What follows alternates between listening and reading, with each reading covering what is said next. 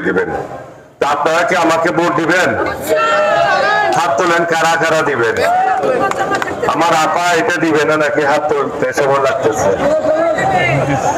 ধন্যবাদ আপনাদেরকে। এবং আমি বলি, আমরা বিএনপি যখন সরকার গঠন করবে, অর্থাৎ তারেক রহমান যখন, তারেক রহমানকে এখন ভালোভাবে বক্তব্য শুনেন তো, ওনার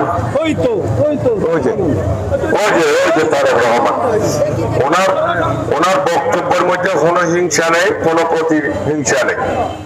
উনি দেশ নিয়ে চিন্তা করে, উনি দেশের জনগণের নিয়ে কথা বলে। তাই মায়েদের জন্য বিএনপি যখন সরকার গঠন করবে, মায়েদের জন্য ফ্যামিলি কার্ডের ব্যবস্থা করা হবে। এই ফ্যামিলি কার্ড মাসে 2 থেকে 2,500 টাকা, অথবা চাল, ডাল, তেল, লবণ ইত্যাদি সমপরিমাণ টাকা পাবে। তাহলে মায়েরা সচ্ছলতা, কিছুটা হলে সচ্ছলতা মায়েরা পাবে না।